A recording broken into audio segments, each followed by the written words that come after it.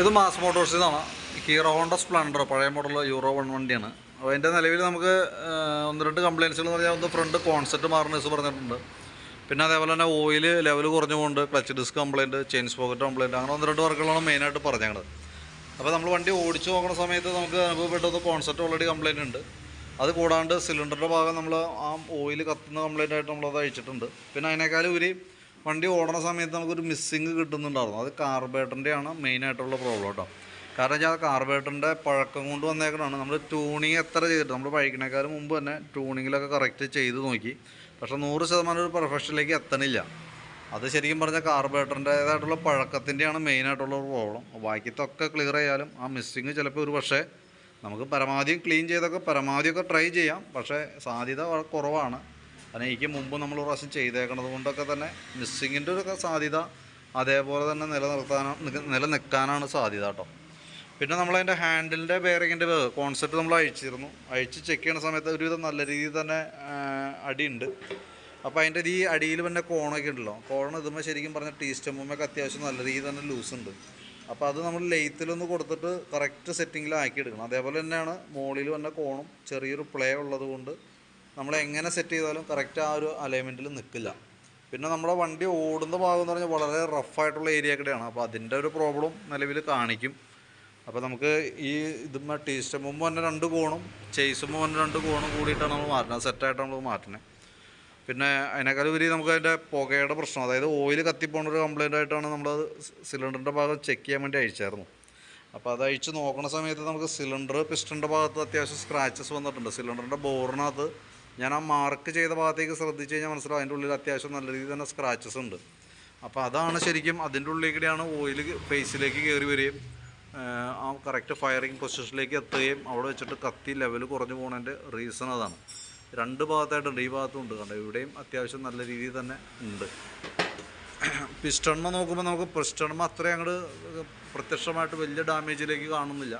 പക്ഷേ നമുക്ക് സിലിണ്ടർ അങ്ങനെ സ്ക്രാച്ച് ഉള്ളത് കൊണ്ട് തന്നെ ഒരു കാരണവശാലും റിങ്സ് ആ സ്ക്രാച്ചുള്ള ഭാഗം കവർ ചെയ്യില്ല. അപ്പോൾ സ്വാഭാവികമായിട്ട് അതിൻ്റെ ഉള്ളിൽ കൂടെ ഫേസിലേക്ക് ഓയിൽ വരും, ഇവിടെ വന്ന് കത്തിപ്പോവും. കാരണം എന്താ വെച്ചാൽ അത് ഇവിടെ നോക്കുമ്പോൾ തന്നെ അറിയാം നമുക്ക് ഈ ഭാഗം ഓയിൽ മയാണ്, അത്യാവശ്യം ഓയിൽ കയറി വന്നേക്കണതിൻ്റേതായിട്ടുള്ള പ്രോബ്ലംസ് ആ ഓയിലടക്കം കത്തിയിട്ടുള്ള കാർബൺ ഡെപ്പോസിറ്റാണ് ഈ കാണുന്നത് കേട്ടോ. അപ്പോൾ നമുക്ക് ശരിക്കും പറഞ്ഞാൽ ആ സിലിണ്ടർ ഒന്നോടെ മാറ്റിയിടണം, അല്ലെങ്കിൽ ബോർ ചെയ്തെടുക്കണതാണ് ചെയ്യേണ്ടത്. കണക്ടർ റോഡിൻ്റെ ഭാഗം നോക്കുമ്പോൾ ചെറിയൊരു പ്ലേ ഉണ്ട് നിലയിൽ കേട്ടോ. അത് വലിയ പ്രോബ്ലം എന്ന് പറയാനായിട്ടില്ല. അപ്പോൾ നമുക്ക് ശരിക്കും പറഞ്ഞു കഴിഞ്ഞാൽ അത്യാവശ്യം ഇപ്പോൾ ക്രാങ്ക് ഷാഫ്റ്റ് നമ്മൾ തൽക്കാലം ഒന്നും ചെയ്യണില്ലല്ലോ. അപ്പോൾ അതുകൊണ്ട് തന്നെ ഈ സിലിണ്ടർ നമുക്ക് ഓൾറെഡി വാറണ്ടിയിൽ തന്നെ നമുക്ക് ബോർ ചെയ്ത് കിട്ടും. അത്യാവശ്യം നല്ല പിസ്റ്റൺ ഉപയോഗിച്ച് തന്നെ ബോർ ചെയ്തെടുക്കാനായിട്ട് പറ്റും. അതങ്ങനെ ചെയ്തെടുക്കുന്നതാണ് കുറച്ചുകൂടി ബെറ്റർ. കാരണം മാറ്റുന്നതിനേക്കാളും കുറച്ചുകൂടി ബെറ്റർ നമുക്ക് അതാണ്. അങ്ങനെ പറയാൻ കാരണം എന്താ വെച്ചാൽ നമ്മൾ ക്രാങ്ക് ഷാഫ്റ്റോ കണക്ടർ റോഡോ ഒന്നും ചെയ്യാത്ത സ്ഥിതിക്ക് സ്വാഭാവികമായിട്ട് അതിലേക്ക് പുതിയത് കയറ്റുന്നതിൽ വലിയ കഥയില്ല. ഇതാകുമ്പോഴെന്ന് പറഞ്ഞാൽ ബോർ ചെയ്തെടുത്താലും നമുക്ക് 1 വർഷത്തെ ഗ്യാരണ്ടിയിലാണ് നമുക്കത് ചെയ്ത് കിട്ടാം. അപ്പോൾ എന്തെങ്കിലും കംപ്ലയിൻറ്റ്സ് ഉണ്ടെങ്കിൽ പോലും നമുക്കത് വാറണ്ടി ആയിട്ട് ക്ലെയിം ചെയ്യാനൊക്കെ ആയിട്ട് പറ്റും. കാരണം അതിൻ്റെ ഡേറ്റ് കാര്യങ്ങൾ പിന്നെ വീഡിയോസ് സഹിതം നമ്മൾ അതിൻ്റെ ഡീറ്റെയിൽസ് സബ്മിറ്റ് ചെയ്താൽ മതി. അപ്പോൾ അതനുസരിച്ച് നമുക്കത് ക്ലിയർ ആയിട്ട് കിട്ടും. അത് പിന്നെ അതേപോലെ തന്നെ ഈ വാൽവിൻ്റെ ഈ എക്സോസ്റ്റ് വാൽവിൻ്റെ ഗൈഡിനും ചെറിയൊരു കംപ്ലയിൻ്റ് ഉണ്ട്. എക്സോസ്റ്റ് വാൽവിൻ്റെ ഗൈഡ് എന്ന് പറയുമ്പോഴത്തേക്ക് അത്യാവശ്യം പ്ലേ കാണിക്കുന്നുണ്ട് ഇതിനകത്ത്. കാര്യം മൈന്യൂട്ടായിട്ടുള്ള പ്ലേ ഉള്ളൂ, പക്ഷെ എന്നാൽ പോലും നമുക്കത് ഹീറ്റിംഗ് വന്ന സമയത്ത് അത് കൂടുതലായിട്ട് അനുഭവപ്പെടും. അപ്പോൾ ഇത് 2 വാൽവ് ശരിക്കും പറഞ്ഞു കഴിഞ്ഞാൽ വാൽവ് നമുക്കൊന്ന് സീറ്റ് ചെയ്ത് നോക്കാം. പറ്റില്ല എന്നുണ്ടെങ്കിൽ വാൽവ് മാറ്റി പുതിയത് ഇടണമായിരിക്കും കുറച്ചും കൂടി നല്ലത്. വാൽവ് മാറ്റുന്നത് തന്നെയാണ് കുറച്ചുകൂടി ബെറ്റർ. കാരണം ഞാൻ എക്സോസ്റ്റ് വാൽവിൻ്റെയൊക്കെ സീറ്റിങ്ങിൻ്റെ പോർഷനൊക്കെ അത്യാവശ്യം ഒരുവിധം മോശമായ സിറ്റുവേഷനിലേക്ക് എത്തിയിട്ടുണ്ട്.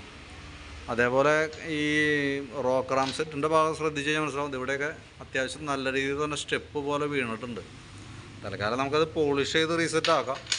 ക്യാം ഷാഫ്റ്റിൻ്റെ ആണെങ്കിൽ 2 സൈഡിൽ തന്നെ ഈ 2 ബെയറിങ്ങുകളൊന്ന് ചേഞ്ച് ചെയ്തിടാം. കാരണം എന്താ വെച്ചാൽ അത് ചെറിയൊരു പ്ലേയിലേക്ക് എത്തിയിട്ടുണ്ട്. പിന്നെയെന്ന് പറഞ്ഞാൽ നമ്മൾ മൈന്യൂട്ടായിട്ട് ചെക്ക് ചെയ്യണതിൻ്റെ കാരണം എന്താ വെച്ചാൽ നമുക്കിപ്പോൾ അഴിച്ചിട്ട് നമ്മൾ ഇരിക്കുന്ന പൊസിഷനിൽ നിന്നാണ് അഴിച്ചേക്കണേ.